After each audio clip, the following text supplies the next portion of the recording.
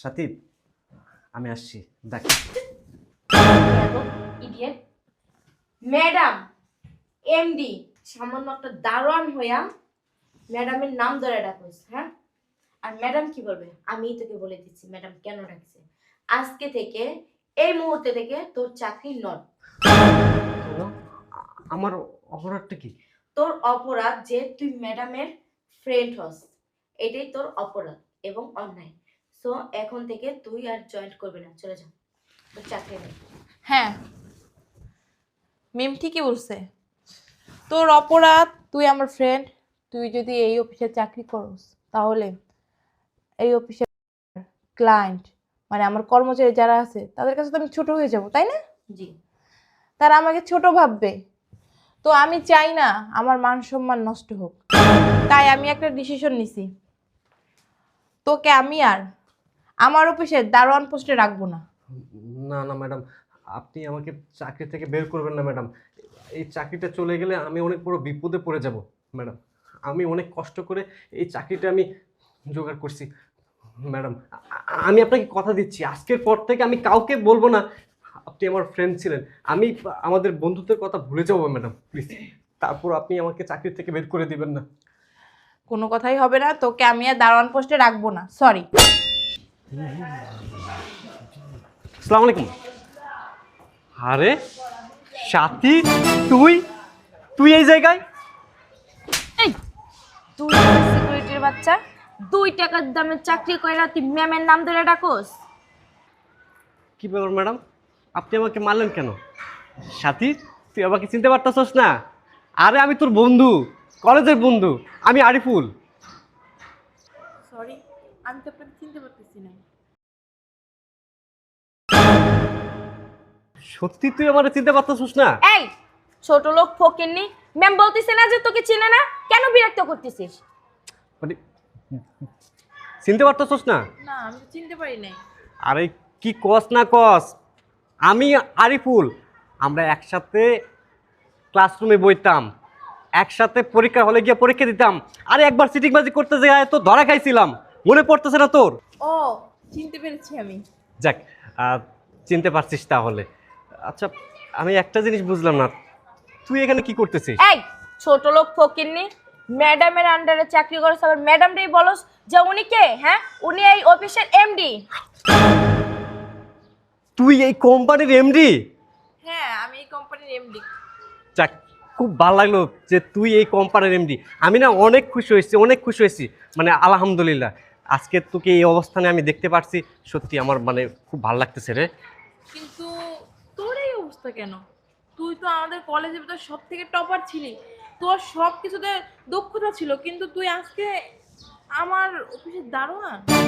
সাথী, কপাল বলে তো একটা জিনিস আছে না, কপালে যদি খারাপ কিছু লেখা থাকে তাহলে সেটা তো খণ্ডানো যায় না।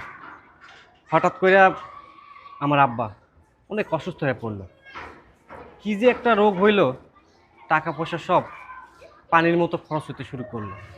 সংসারের এমন অবস্থা হয়ে দাঁড়াইছে, কাজ না করলে উপায় নেই। কাজ তো করতে হবে, একদিকে সংসার চালানা, আরেকদিকে বাবার চিকিৎসা, সব মিলে কাজের দরকার ছিল আমার। আমি না অনেক জায়গায় গেছি, অনেক অফিসে ইন্টারভিউ দিচ্ছি, কিন্তু চাকরি হয়নি। ইন্টারভিউ নেওয়ার পর ওরা বলে ঘুষ লাগবে, 5 লাখ 10 লাখ টাকা চাই। কিন্তু আমাদের সংসারের অবস্থা এমন না যে আমি 5 লাখ 10 লাখ টাকা ঘুষ দিয়ে চাকরি নেব। অবশেষে জানতে পারলাম এই অফিসে সিকিউরিটির পোস্ট খালি আছে, লোক নেবে। আমিও ইন্টারভিউ দিলাম, ইন্টারভিউতে পাশ করলাম, আর আজকে আমার প্রথম দিন ছিল চাকরির। কিন্তু এখানে এসে যে তোকে আমি দেখতে পারবো আমি না ভাবতে পারিনি। আমি জানতাম না এটা যে তোর কোম্পানি। আমি না অনেক খুশি হয়েছি, অনেক খুশি হয়েছি আজকে তোকে এই অবস্থানে দেখে। সত্যি গর্বে না আমার বুকটা ভরে গেছে রে। সত্যি তোমার কথা শুনে অনেক খারাপ লাগলো। So sad. বুঝলাম না ম্যাডাম, আপনি 2 টাকা দামের সিকিউরিটির সাথে কি এত ফালতু কথা বলতেছেন? আপনার কিছুক্ষণ পরে মিটিং আছে, আপনি যদি মিটিং এ যে জয়েন করতে না পারেন তাহলে তো আমাদের অনেক বড় লোকসান হয়ে যাবে। ঠিক আছে, আচ্ছা আরিফুল, তুমি থাকো, আমি মিটিংটা জয়েন করে আসি, পরে তোমার সাথে কথা হবে। আচ্ছা ঠিক আছে। চলেন ম্যাম।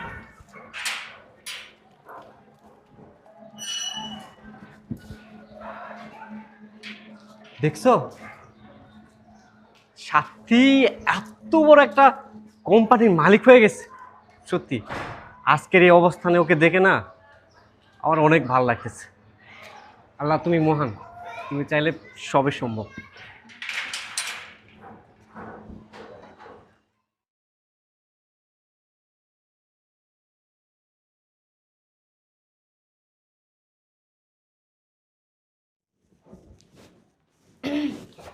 ম্যাডাম, ফাইল রেডি হয়ে গেছে। ম্যাডাম, ম্যাডাম, আপনি কি কোনো ডিপ্রেশনের ভিতরে আছেন? না, আসলে আমি একটা জিনিস ভাবতেছি। কি ম্যাডাম? আসলে আরিফুলের কথা ভাবতেছি। ওই সিকিউরিটি গার্ড? ঠিক বলছেন ম্যাম, আমিও না ওই ওই বিষয়টা নিয়েই ভাবতেছি। তুমি কি ভাবতেছো? আসলে হ্যাঁ, মানলাম আগে আপনারা বন্ধু ছিলেন, একসাথে পড়াশোনা করছেন, করতেই পারে, স্বাভাবিক। কিন্তু এখন কিন্তু ম্যাডাম আপনার স্ট্যাটাসের সাথে তার স্ট্যাটাস যায় না, কারণ সে এখন সিকিউরিটি গার্ডের চাকরি করে আর আপনি একটা অফিসের এমডি। সো ওগুলো মাথা থেকে ফালাইয়া দেন। আচ্ছা, তুমি কি বলতে চাচ্ছ আমি ভালোভাবে বুঝতে পারছি, তুমি একটু খোলামেলা ভাবে বলো।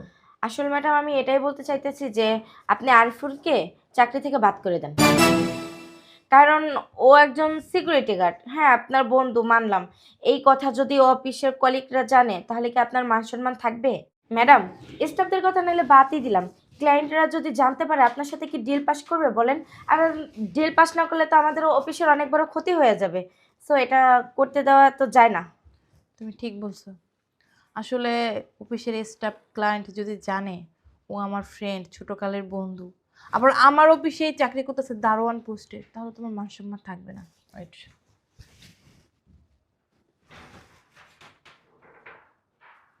হ্যালো মিস নেহা, আপনি একটু ওয়েটিং রুমে আসেন এক্ষুনি। ম্যাডাম, ফাইলটা তো রেডি হয়ে গেছে। হ্যাঁ, জি ম্যাডাম। আরিফুলকে যাই বলো ম্যাডাম ডাকে, ইমার্জেন্সি। ঠিক আছে ম্যাডাম। ওকে। ম্যাডাম, তাহলে মিটিং কি মানে কনফার্ম করবো? হ্যাঁ, 1টা বাজে। Okay madam. সাথী আমি আসছি, দেখ।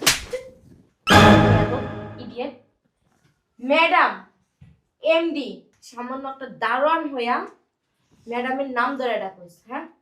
আর ম্যাডাম কি বলবে আমিই তোকে বলে দিচ্ছি ম্যাডাম কেন ডাকছে। আজকে থেকে, এই মুহূর্তে থেকে তোর চাকরি নট। কেন? আমার অপরাধটা কি? তোর অপরাধ যে তুই ম্যাডামের ফ্রেন্ড হস, এটাই তোর অপরাধ এবং অন্যায়। সো এখন থেকে তুই আর জয়েন্ট করবি না, চলে যা, তোর চাকরি নেই। হ্যাঁ, মিম ঠিকই বলছে। তোর অপরাধ, তুই আমার ফ্রেন্ড, তুই যদি এই অফিসে চাকরি করস তাহলে এই অফিসের ভায়ার, ক্লায়েন্ট, মানে আমার কর্মচারী যারা আছে তাদের কাছে তো আমি ছোট হয়ে যাব, তাই না? জি।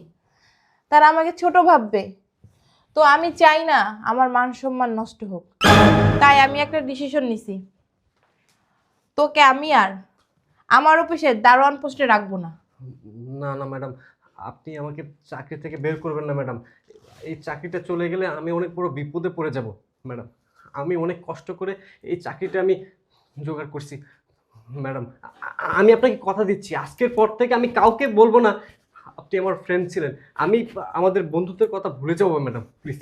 তারপর আপনি আমাকে চাকরি থেকে বের করে দিবেন না। কোনো কথাই হবে না, তোকে আমি আর দারোয়ান পোস্টে রাখবো না, সরি। কিন্তু একটা কথা আছে, তোকে আমি আমার অফিসের ম্যানেজার পদে নিয়োগ করলাম।